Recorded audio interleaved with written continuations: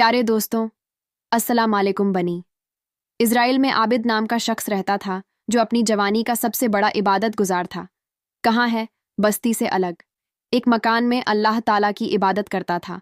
उसी बस्ती में 3 भाई अपनी कुंवारी जवान बहन के साथ रहा करते थे। अचानक उनके मुल्क पर दुश्मन हमलावर हो गए। वो 3 जगह में जाने का इरादा कर लिया, लेकिन उन्हें इस बात की फिक्र हुई कि हम अपनी जवान बहन को किसके पास छोड़कर जाएंगे।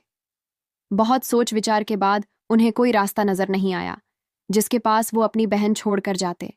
फिर उन्हें आबिद का ख्याल आया और कहा कि वो आबिद कामिल है, एतबार है, हम अपनी बहन को उसके पास छोड़कर जाते हैं। फिर वो तीनों आबिद के पास आए और तमाम सूरतें हाल बताएं। आबिद ने साफ इनकार कर दिया कि मैं इस जिम्मेदारी को नहीं उठाऊंगा। वो तीनों भाई मिन्नत करते रहे तो आबिद इतना कहा, मैं तुम्हारी बहन को अपने पास नहीं रखूंगा, लेकिन मेरे मकान के सामने जो खाली मकान है तुम अपनी बहन को वहां छोड़कर जाओ। वो तीनों इस बात पर राजी हो गए और अपनी बहन को आबिद के सामने वाले मकान में छोड़कर जग पर चले गए। आबिद रोजाना अपनी इबादत खाने से नीचे उतरता और नीचे खाना रख देता। फिर अपनी इबादत खाने का दरवाज़ा बंद करके ऊपर चला जाता। फिर लड़की को आवाज़ देता कि खाना खा उठा लो, तो लड़की वहां से खाना लेकर चली जाती थी। इस तरह आबिद और उस लड़की का काफ़ी दिनों तक आमना सामना हुआ। एक मर्तबा शैतान ने आबिद के मन में ये बात डाल दी कि वो बेचारी अकेली लड़की है, रोज़ाना वो खाना लेने आती है। अगर किसी दिन किसी मर्द की इस पर नज़र पड़ गई और वो इसकी मोहब्बत में गिरफ्तार हो गया तो कितनी बुरी बात है। कम से कम इतना तो कर दे कि दिन के वक्त उसके दरवाजे पर खाना रख कर आए ताकि उसे बाहर ना आना पड़े। इस तरह तुझे ज़्यादा अर्ज भी मिलेगा और वो लड़की भी महफूज रहेगी। अब आबिद के दिल में यह बात घर कर गई और वो शैतान के जाल में फंस गया। वो रोज़ाना लड़की के मकान पर जाता और खाना देकर आ जाता, लेकिन उससे बात ना करता। ऐसा ही कुछ दिनों तक चलता रहा। फिर शैतान ने उसे बहकाया कि देख, वो लड़की है, अकेली रहती है, उसे तन्हाई वहशत होती है। अगर तू उससे बात कर ले, थोड़ी देर बैठ जाए तो उसकी दहशत खत्म हो जाएगी और इस तरह तुझे बहुत सवाब भी मिलेगा। आबिद शैतान के चक्कर में फंस गया। अब उसने उस लड़की के पास बैठना और उससे बातचीत करना शुरू कर। पहले तो ये हुआ कि आबिद अपनी इबादत खाने से बात करता और लड़की अपने मकान से, फिर दोनों दरवाजे पर आकर बात करने लगे। फिर शैतान आबिद को उकसाया तो आबिद उस लड़की के पास बैठकर बातें करने लगा।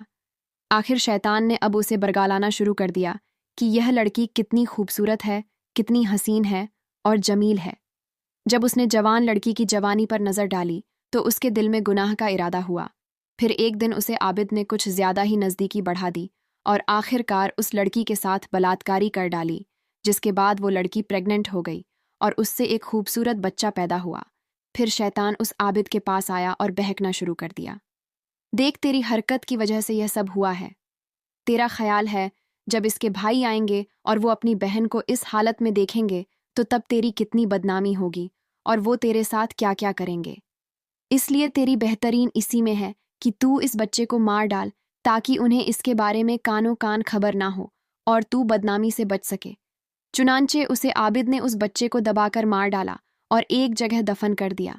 अब इत्मीनान हो गया कि लड़की अपनी बदनामी के डर से अपने भाइयों को नहीं बताएगी।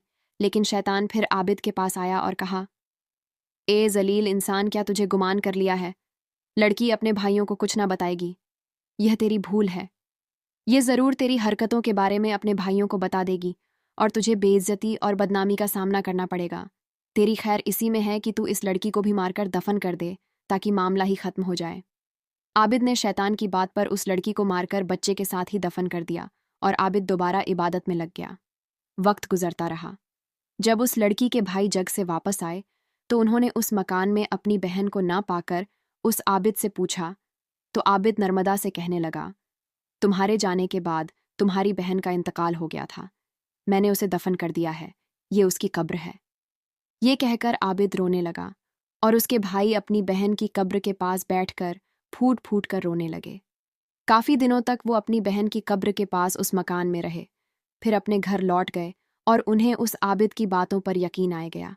एक रात जब वो तीनों भाई अपने अपने बिस्तर पर आराम करने के लिए लेटे और उनकी आंखें लग गईं, तो शैतान उन तीनों के ख्वाब में आ गया और सबसे बड़े भाई से यह सवाल किया, तुम्हारी बहन कहाँ है? उसने कहा, वो मार चुकी है और फला जगह उसकी कब्र है। शैतान ने कहा, उस आबिद ने तुमसे झूठ बोला है। उस आबिद ने पहले तुम्हारी बहन के साथ जिन्हा किया और फिर उससे एक बच्चा पैदा किया। उस आबिद ने बच्चे और तुम्हारी बहन दोनों को मार डाला। अगर तुम्हें यकीन न आए तो तुम उस जगह को खोद कर देख लो। इसी तरह शैतान ने ये बात तीनों भाइयों को बता दी। जब सुबह तीनों भाइयों की आंख खुली तो आपस में कहा कि रात में हमने अजीब ख्वाब देखा है। फिर सबने अपना ख्वाब बताया।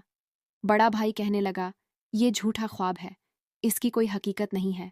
लेकिन छोटे भाई ने कहा, मैं इसकी तहकीकात करूंगा, मैं इसके बारे में ज़रूर पता करूंगा।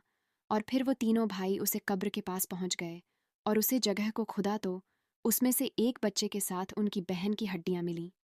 अब क्या था? वो तीनों आदमी उसे आबिद के पास पहुंचे और उससे पूछा, बताओ, तुमने हमारी बहन के साथ क्या क्या किया है? आबिद ने जब उनका गुस्सा देखा तो अपना गुनाह काबुल कर लिया और सब कुछ सच सच बताया। फिर वो तीनों भाई उस पढ़कर बादशाह के पास ले गए और फिर बादशाह ने सारी बात सुनकर उसे फांसी का हुक्म दे दिया। जब उसे फांसी दी जा रही थी तो फिर शैतान आया और आखिरी बार शैतान ने उससे कहा, मैं तेरा साथी हूँ, जिसकी बात मानकर तूने उस लड़की के साथ ऐसा किया। अगर तू आज मेरी बात मान लेगा तो मैं तुझे फांसी से बचा लूँगा। आबिद, तूने मेरी बात मानी है और आज भी मेरी बात मान ले, मैं तुझे फांसी से बचा लूँगा। आबिद ने कहा, अब मुझसे क्या चाहता है? शैतान ने कहा, अब तू अल्लाह के एक होने का इनकार कर दे और काफिर हो जा। अगर तूने ऐसा कर दिया तो मैं तुझे आज़ाद करवा दूंगा। कुछ देर सोचने के बाद आबिद दुनिया के आज़ाब के डर से अपनी ज़ुबान से कुफरी कलमा पढ़कर और अल्लाह ताला एक है इनकार करते हुए काफिर हो गया। जब शैतान ने इस आबिद का ईमान भी बर्बाद कर दिया तो उस हालत में फांसी दे दी और शैतान अपने साथियों के साथ फौरन वहां से गायब हो गया। तो दोस्तों, देखा आपने, शैतान इंसान की ईमान को बर्बाद करने के लिए क्या क्या चालाकियां करता है। दोस्तों, शैतान इस वीडियो को लाइक करने और चैनल को सब्सक्राइब करने से ज़रूर रोकेगा, लेकिन आपको वीडियो को लाइक भी करना है और चैनल को सब्सक्राइब भी करना है। प्यारे दोस्तों, आज की इस वीडियो में इतना ही। हम मिलेंगे बहुत जल्द आपसे एक और नए वीडियो के साथ। खुदा हाफिज।